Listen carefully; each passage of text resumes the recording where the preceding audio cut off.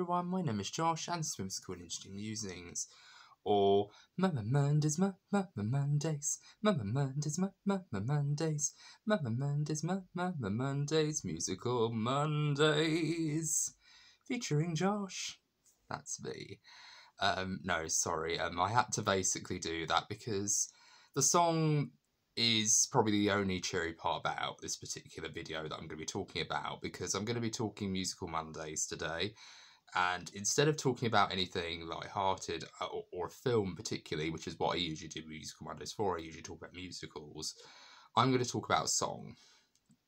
And this song is a song which garnered a lot of controversy when it came out for being homophobic. And a lot of people have basically said, yes, it is homophobic. There's a lot of people in the gay community have said it's either homophobic or it's non-homophobic. And Eminem very famously said during his live performance of Stan, he very famously got, Elton John to play, to sing Dido's parts. And to me, it basically said the defence rests, and he clearly isn't homophobic, because why would Elton John want to play a song for someone who is openly homophobic? Because Elton John is the kind of guy who it doesn't take a lot to convince. He's not the type of person who just says yes to money right away. He's the sort of person who will, hear the song, talk about it with the person who's sung it or whatever. He won't just jump on board to someone, even if they are being accused of homophobia. I think he basically did it to say, set the record straight, he isn't homophobic, and this is why I'm doing it, because he's not homophobic, because I wouldn't do this if I knew he was. And that's something that I really respect Elton John for, and I love Elton John anyway. But yeah, the fact that he did that really is a surefire sign that, yeah, he definitely isn't homophobic.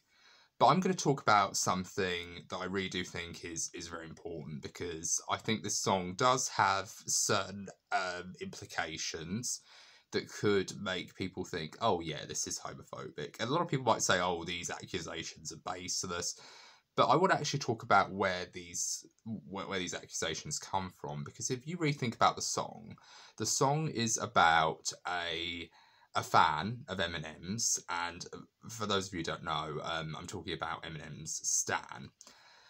And this song is largely a song that has gone into a controversy. Like I said, it was accused of being homophobic, and Eminem basically decided to let Elton John sing Dido's parts during a live performance. So the song basically follows a man named Stan, and he is an obsessed fan of Eminem. He basically is such a fan. He has all the albums. He has all the everything that you could possibly think of to make him a fan. He practically is a male version of Annie Wilkes. He's so obsessed with him that he's practically almost in love with him.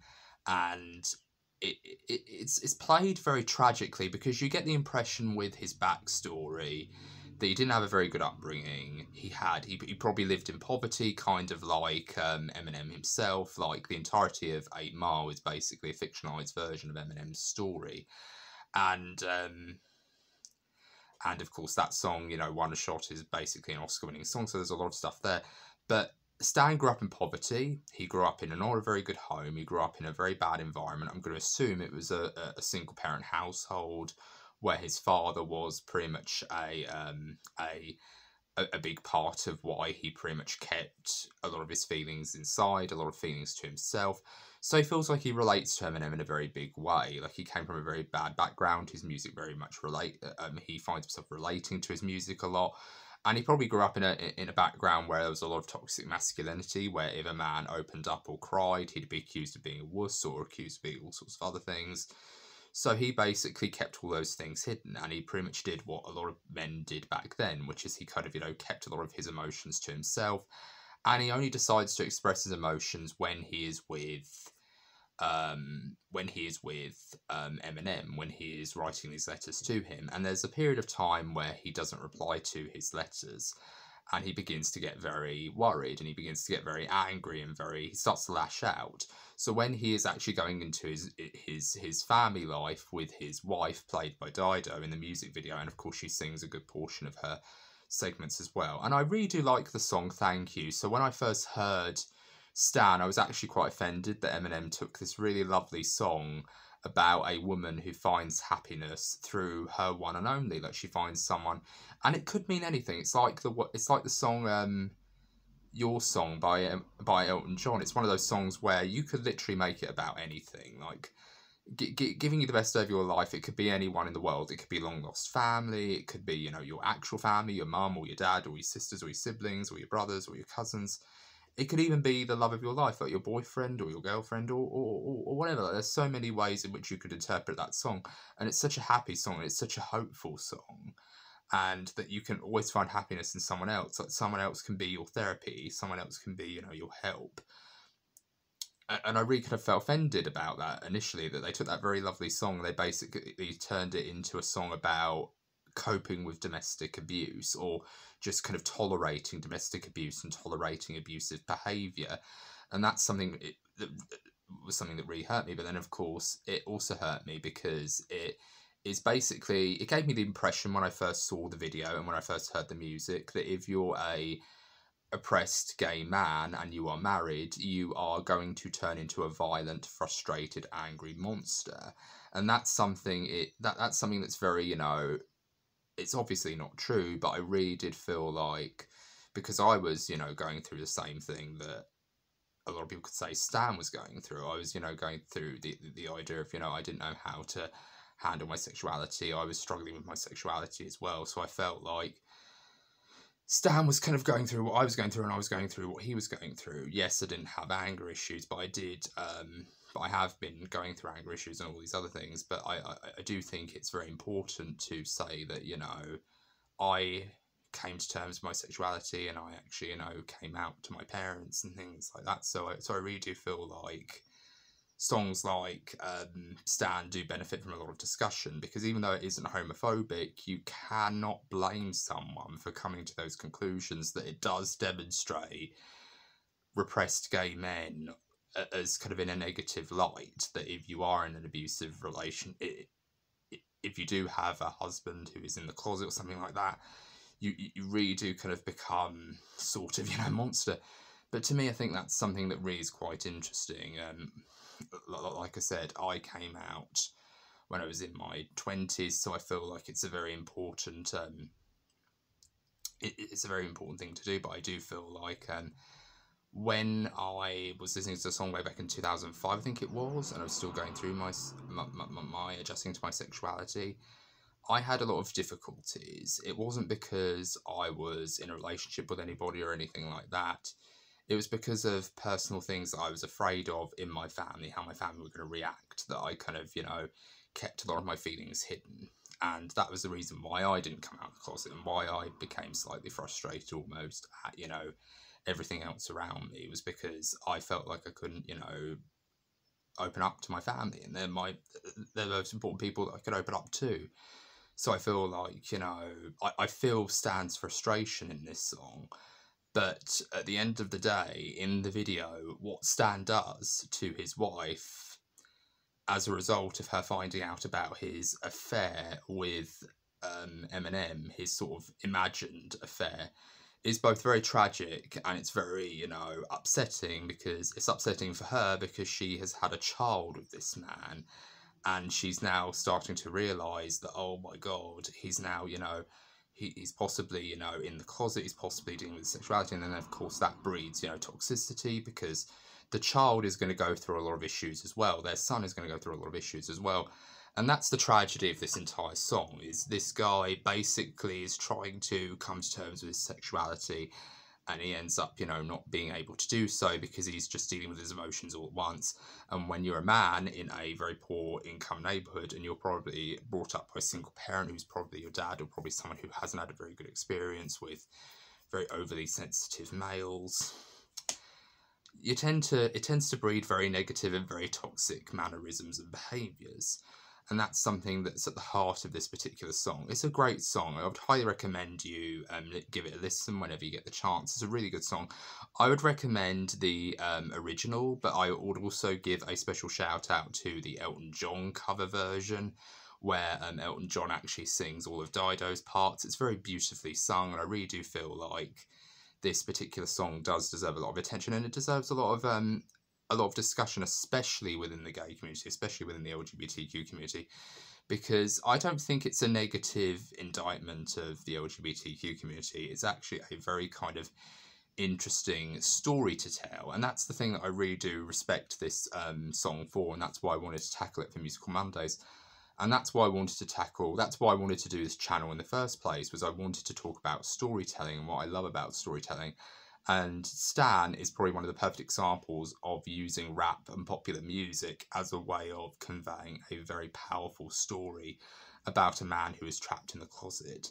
But what's very sad about this song is Stan goes completely and utterly the wrong way. He decides to eat his family like garbage. He decides to react the way you shouldn't react when you're going through these sorts of transitional periods where you're starting to come to terms with either your sexuality or your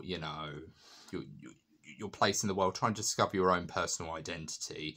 You shouldn't treat the world, or especially the people you love, like they are pieces of dirt on your shoe. You should always treat them with respect and come to terms with the fact that they are just trying to help you. They want to listen, but you need to give them the platform and the time to make them listen, and that or to make them listen, but not only just make them listen, but actually have a conversation. Don't shout at them, don't snap at them, don't make them feel like they're about this big. Always try to make them feel like they're the person, they fell in love with, the person or the person that they, that's family or anything like that. So I just think that's the important thing, is to always remember that they're going through stuff as well. And that's the thing that really is important with this entire story and its message is, yes, it is horrible what Stan did, but it's a cautionary tale for gay men who are either trapped in a marriage or kind of trapped in, a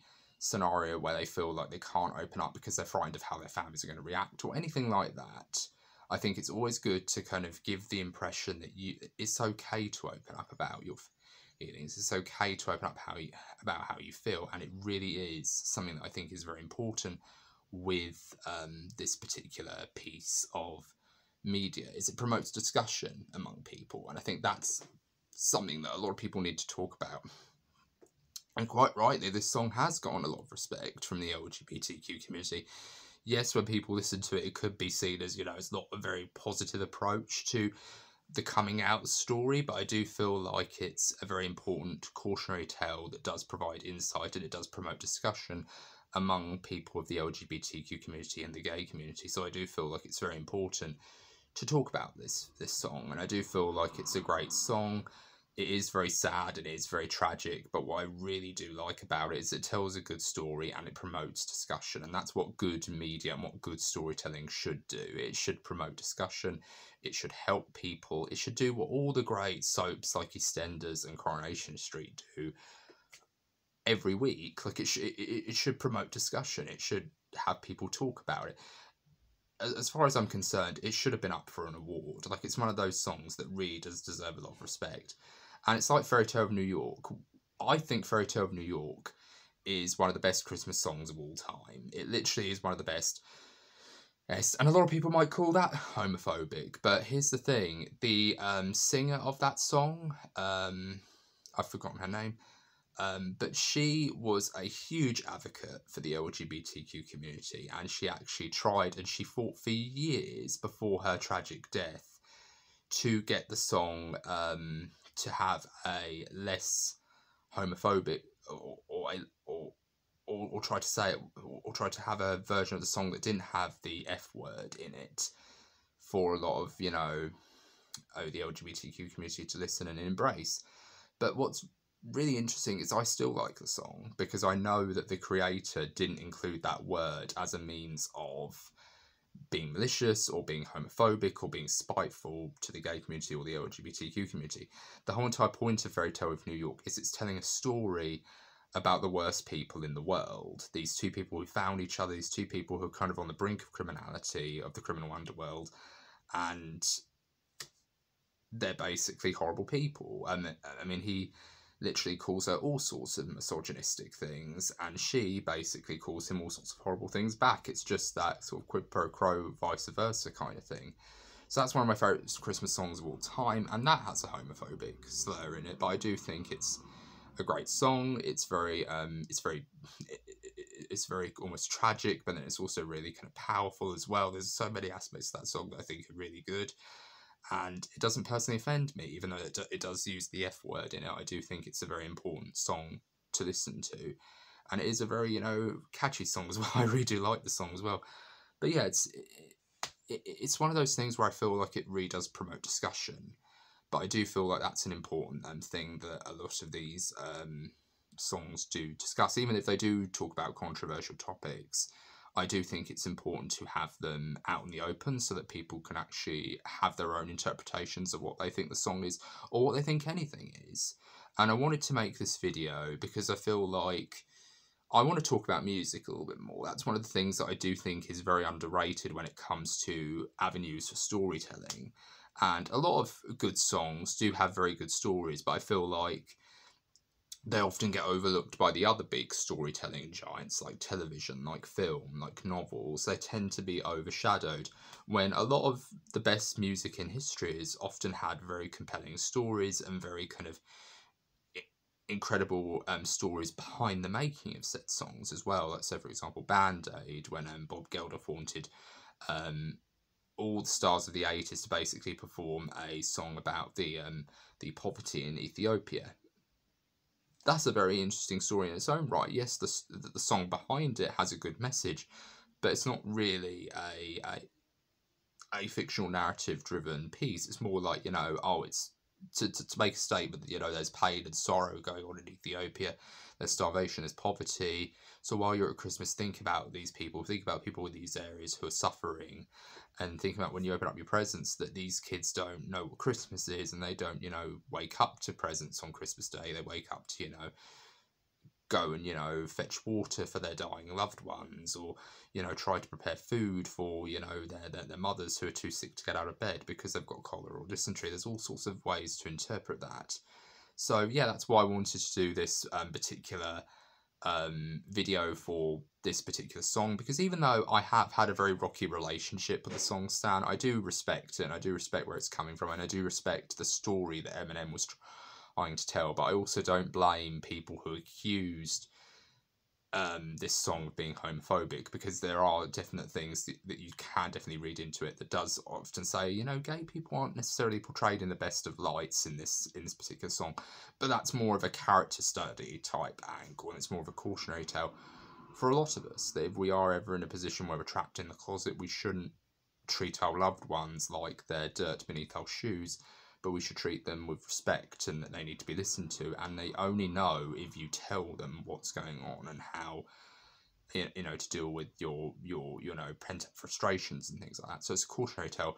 But you also feel sorry for Stan, because he did come up from a very bad family. He obviously, you know, got beaten, or he got, you know, the belt for having to, you know, open up and share his emotions. So he felt like he could be himself with Stan as well. He felt like he could be himself with Eminem, and I feel like that's something that's really quite beautiful. But yeah, I do really... I want to hear your thoughts on this song, and do you actually like it? Do you share a lot of the sentiments that I said, that you think it's a very good song and it has a very good message, or do you have a different look at the song? Whatever your comments are, comment below, and be sure to let me know. And if you like this video, be sure to give it a thumbs up. And let me. I hope you're having a very good day. This has been Josh with Whimsical and Interesting Musings. Take care. Bye for now.